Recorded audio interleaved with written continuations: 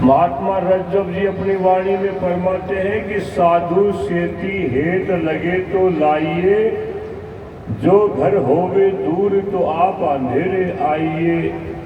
सोजन मूर्ख जान जो इनसे डरे, हरिहा वाजिंद सब कार्य सिद्ध होए, कृपा जब ये करे।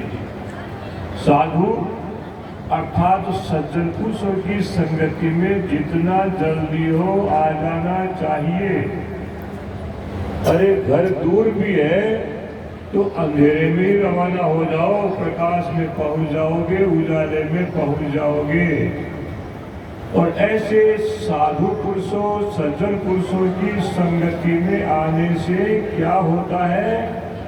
सब कारण सिद्ध होए, कृपा जब वे करे। जब उनकी कृपा दृष्टि होती है, आशीर्वाद होता है, तो सब कार्य सिद्ध हो जाते हैं। इसलिए सज्जनों, ये संतों की वाणी जब हम पदयात्रा प्रारंभ हुई थी तब भी आए थे और आज भी आ रहे हैं, रहेंगे तब तक आते रहेंगे। अपने को क्या करना है?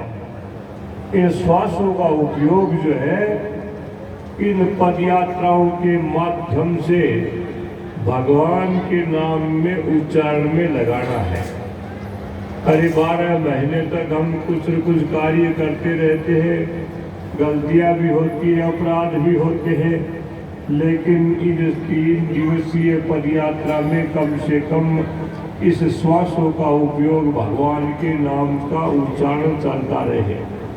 ये संतों की वाणी, दादू जी महाराज स्वयं इसीलिए फरमा रहे अपनी वाणी में, अरे श्वासों श्वास संभालता, एक दिन मिलसी आए, सुमिरन पैदा सहज का सद्गुरु दिया बताए।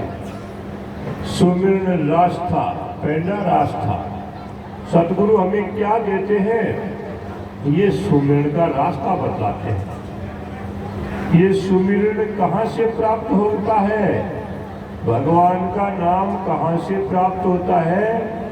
इसके लिए महात्मा दादू जी महाराज के शिष्य जयमल अपनी वाणी में फरमाते हैं कि जयमल सुमिरो अपने राम को, निर्भय बेपरवाह है, गुरु बताया महल कर, सो मत भूले राह। रास्ता गुरु महाराज ने बड़ी मेहर रखा दया करके, और जो सुमिरन का रास्ता बताया है उसके द्वारा उसका पहले श्रवण, द्वितीय रसन, तृतीय हृदय गाय, चतुर्थी चिंतन भया तब रोम रोम निरोधाय। जब हम गुरु शब्दों को श्रवण करके मनन करते हैं, निधिध्यासन करते हैं, तो वो रोम रोम से परमात्मा की ओर लगता है। जब वास्तविक लक्ष्य जो हमारा जीवन प्राप्त करने का होता है वो प्राप्त होता है।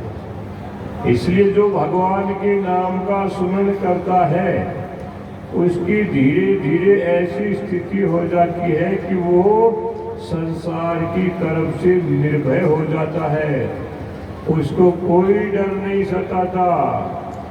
जबकि महात्मा रज्जब अपनी वाणी में फरमाते हैं, अरे डर बिन भक्ति न उपजे, डर बिन भजे न राम।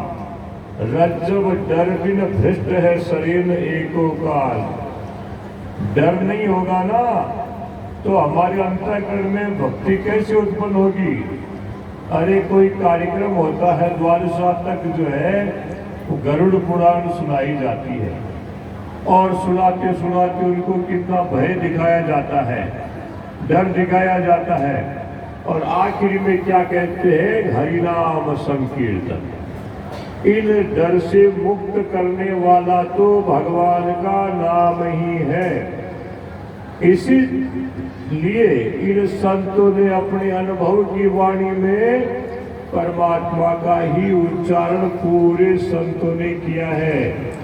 चाहे हम सदगुरु कबीर की वाणी को आद्योपांत पढ़े, दादू जी महाराज की वाणी को पढ़े, चाहे रज्जब की वाणी को पढ़े, और चाहे पंडित जगजीवन राम जी महाराज की वाणी को पढ़े, नामदेव की वाणी को पढ़े, रविदास की वाणी को पढ़े, इन संतों का वास्तविक जो लक्ष्य है वो जीव के कल्याण का होता है। क्योंकि दया है इन संतों की, क्योंकि ये स्वयं तो गिरे हुए हैं, लेकिन उनके अंतःकरण में परोपकार की भाव है, दया का भाव है। इसीलिए तो महात्मा दादू जी महाराज अपनी वाणी में फरमाते हैं, एका एकी राम सो कै साधु का संग, दादू अनंतर जाइए और काल का फंग। एक परमात्मा जिसने हमें जीवों में सर्वोपरि मानव जीवन दिया और ये जीवन प्राप्त हो गया, तो ये साधु अर्थात सज्जन पुरुष, सज्जन पुरुष हम जो कुछ कह करके आए थे उसका स्मरण ये सज्जन पुरुष पुनः करवाते हैं। क्योंकि कह करके क्या आया था, तो महात्मा कहते हैं, ओने मुख नो मास गर्भ में झूलिया, कौन वचन संवाद बाहर ले खोलिया, भरम कर्म के माहि राम गुण भूलिया, हरिहा प्रेम दयाल वो जीव नरक में झूलिया। अरे जो हमने औंधे मुख से लटकते हुए दुख पाते हुए परमात्मा से कौन अर्थात वचन किया था कि हे परमात्मा मैं बहुत दुख पा रहा हूँ, एक बार इस दुख से मुक्त कर दे, मैं तेरे नाम को नहीं भूलूंगा। परमात्मा ने कितनी बड़ी कृपा की, उस दुख से मुक्त होकर के इस दृश्यवान संसार में आ गया और आंखों से दिखने लग गया, तो उस वचन कोल को भूल करके इसको सत्य मान गया, क्योंकि आंखों से दिख रहा है। ये महात्मा सज्जन पुरुष मिलते हैं और ये फिर चेतावनी के शब्द देते रहे, तू कह क्या आया, इनमें बैठा भूल कर तू देखी है माया, तू जनी जाने तन धन मेरा मूर्ख देख भुलाया, आज काल चली जावे देही ऐसी सुंदर काया, राम नाम जप लीजिए मैं कहीं समझाया, दादू हरि की सेवा कीजिए सुंदर साज मिलाया। साज स्वरूप, अरे कैसा सुंदर स्वरूप परमात्मा ने दिया है। भगवान यदि चाहता तो एक आंख और दे सकता था, तो भी कुरूपता आती, एक वो चाहता तो हटा भी सकता था, उसके कर्म की क्रिया को कौन रोक सकता है, तो भी जो है कुरूपता आती। और एक ऐसे सुंदर स्वरूप का निर्माण उस परमात्मा ने किया है। इस सुंदर स्वरूप की सफलता कब है, जब दादू हरि की सेवा कीजिए सुंदर साज मिलाया। जब वास्तविक लक्ष्य जो हमने वचन करके आए थे, कौल करके आए थे, और उस कौल को ये सज्जन पुरुष साधु पुरुष हमें पुनः स्मृति करवाते हैं, उस परमात्मा की ओर लगना चाहिए। सज्जनों, ये नहीं कहते महात्मा की तुम माला लेकर के बैठ जाओ, तुम उद्यम मत करो, तुम परिश्रम मत करो, क्योंकि परिश्रम भी कितना जितना सा जीवन में आवश्यकता है। अरे आवश्यकता, महात्मा की वाणी कहती है, साईं इतना दीजिए जामे कुटुंब सवाई, मैं भी भूखा ना रहूं साधुन भूखा जाए। हे परमात्मा, इतना ही चाहिए कि मैं भूखा ना रहूं और सज्जन पुरुष कोई भूखा न जावे। तो देखो सज्जनों, इसमें कोई कमी रहने वाली नहीं है, क्योंकि हमारे अंतःकरण में भय कब होता है, जब है, भीतर भय नहीं है। अन्न जल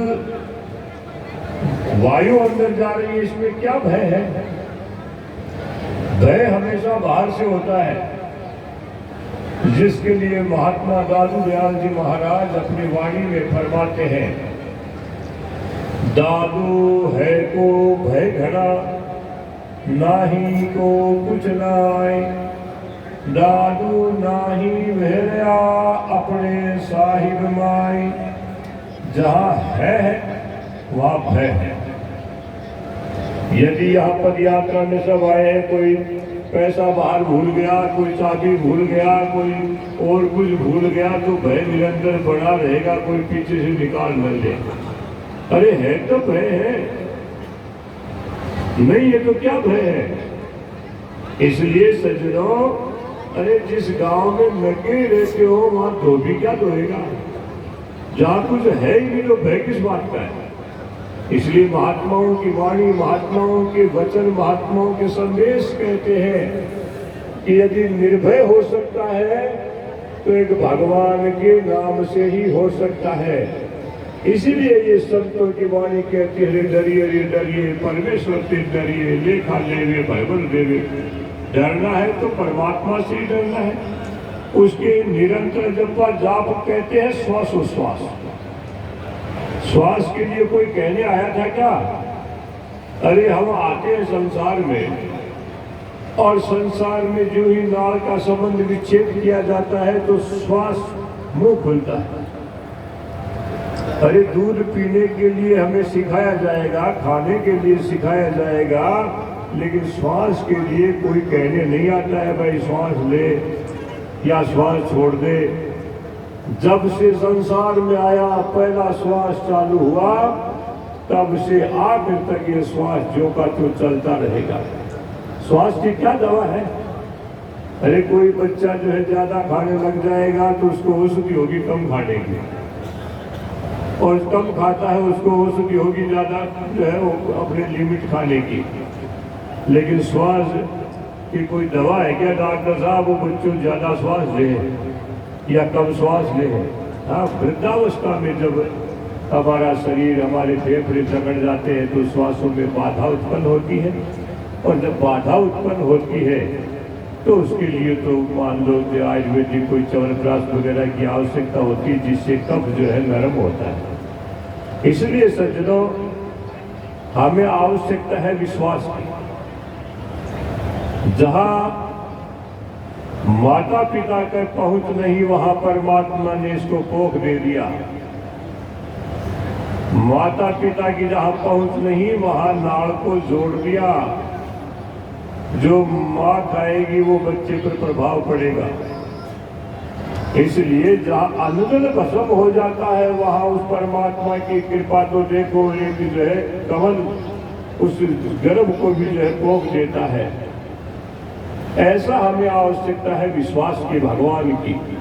ये संत यही तो फरमा रहे हैं। अरे जब हम आते हैं तो हमें बोलना माँ सिखाती है, पापा, दादा, मामा, नाना, और माँ के शब्दों को हम सुनते सुनते पापा कहने लग जाते हैं। हमने नहीं देखा पापा कौन है, लेकिन जीवन भर हम पापा कहते हैं, पिता कहते हैं। ये संत, ये गुरुदेव, ये महापुरुष यही तो कहते हैं, अरे राम राम कर, उस पर क्यों हम विश्वास नहीं करते। ये महात्मा सुंदरदास जी महाराज कितनी अच्छी बात फरमा रहे अपनी वाणी में। हो ये निश्चिंत करे मत चिंत, ही चोंच दिया सो ही चिंत करेगा। पाव पसार पड़ो रहे तू तो, पेट दिया सो ही पेट भरेगा। जीव जीते जल के थल के, पुनि पाहन में पहुँचाए धरेगा। भूख ही भूख पुकारते है नर सुंदर, तू कहाँ भूख मरेगा। महात्मा सुंदरदास जी महाराज दादू जी महाराज के सबसे छोटे शिष्य हैं। ये कहते हैं जिसने चोंच दी है चुगा देने वाला वो परमात्मा है। वो खारे समुद्र की तलहटी में रहने वाले जीवों की भी प्रतिपालना करता है। आकाश में उड़ने वाले पक्षियों की आकाश में व्यवस्था करता है, और पत्थर पे जीव रहते पत्थर खोले हैं उनकी भी वो वहां व्यवस्था करता है। चींटी को कण और हाथी को मण देने में भगवान पूर्ण सक्षम है। तो क्या मनुष्य तेरी पूर्ति नहीं करेगा? तेरी तो सर्वप्रथम करेगा। इसलिए हमें आवश्यकता है पूर्ण विश्वास। जिस विश्वास के साथ में हम ये पद यात्राएं निकाल करके भैरवनाथ धाम तक पहुंचते हैं, वहाँ हम श्वासोश्वास प्रति भगवान के नाम का उच्चारण अंतःकरण में चलता रहे। और ये संतों की वाणी तो हमें यहाँ तक कहती है, तेरे पास में बैठा हुआ भी जो है राम राम न सुने। अभी यहाँ इतने व्यक्ति बैठे हुए हैं तो कोई श्वास ले रहे हैं या छोड़ रहे हैं किसी को पता है क्या? लेकिन कोई बच्चा पकड़ के आएगा तो श्वास को लेता और छोड़ता मालूम होगा। इसलिए श्वास इन संतों ने भगवान के नाम के लिए इसीलिए कहा है। यहाँ संतों की वाणी तो और भी बहुत कुछ आगे कह रही है। अरे राम राम में दो ही शब्द हिलते हैं, एक जिह्वा हिलती है, एक होठ हिलता है। जब हम पैवर का प्रयोग करते हैं प तो होठ हिलेंगे। ये संत कहते होठों को तो बंद रखो। यदि हम होठों को बंद रखते हैं तो और शब्द बाहर नहीं आते। ये पैवर के द्वारा ही बाहर आते हैं। रे में जिह्वा और तालु हिलती है तो मैं में होठ हिलता है। ये महात्मा कहते हैं होठ जीभ हाले नहीं, सुरति राम लगाए, जीव दया दिल में रखे तो जन्म मरण कट जाए। कितनी सहज बात बतला रहे हैं। ये सहजा भक्ति का यही तो मार्ग ये संत बतला रहे हैं। इसीलिए महात्मा सुंदरदास जी महाराज फरमाते हैं, शास्त्र वेद पुराण पढ़े कि निपुणी व्याकरण पढ़े जे कोई, संध्या करे गए सड़गर्म ही गुण रुकाल विचारे सोई, राशि काम तब ही बन आवे मन में सब तज राखे दोई, सुंदरदास कहे सुन पंडित राम नाम बिन मुक्ति न हो। दो ही शब्द है। अरे शब्द तो 52 है। ये महात्मा संत कवि सुंदरदास जी महाराज फरमाते हैं ये 52 शब्द है, स्वर और व्यंजन। तो ये 52 कौन से है? शास्त्र 6, वेद 4, 6 और 4 10, और पुराण 18। कितने हुए? 28। और नव व्याकरण 9, कितने हुए? 37। और संध्या वंदना 3, 40, सत्कर्म 6, 46, और गुण 3 और काल 3।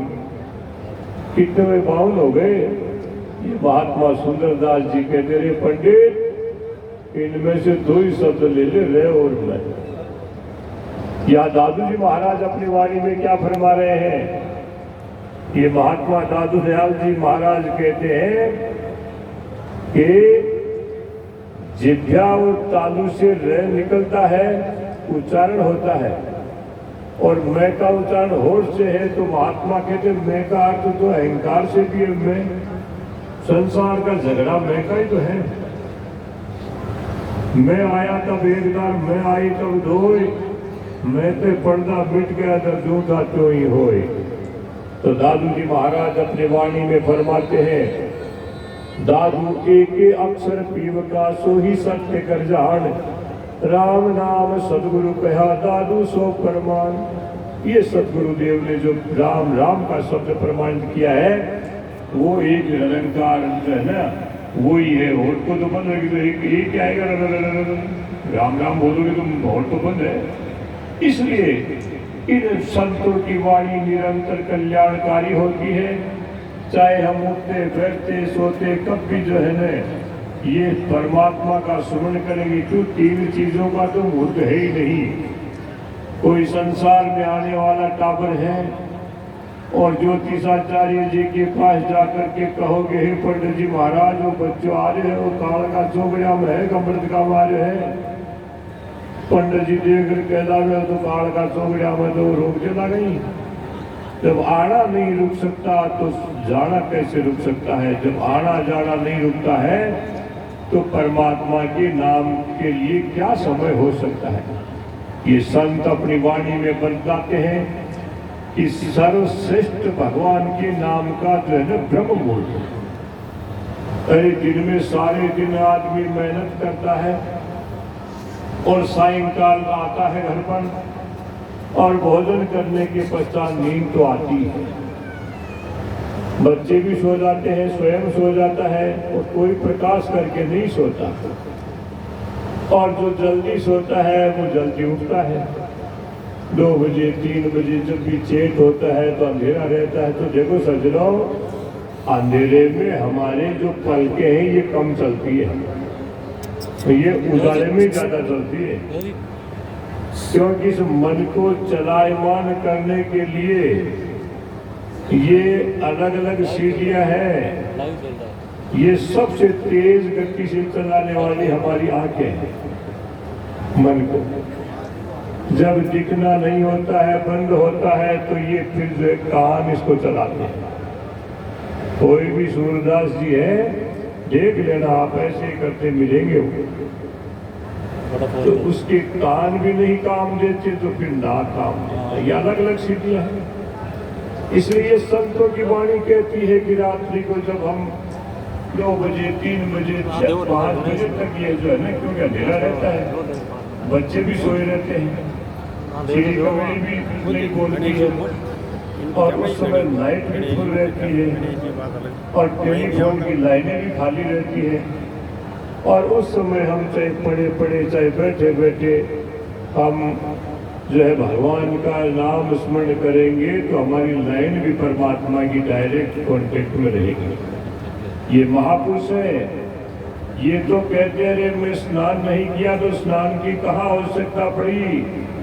अरे पानी धोवे बावरा मन का मैलन जाए, मन निर्मल जब होएगा जब हरि के गुण गाए। स्नान से तो बाहर की शुद्धि होगी, आत्म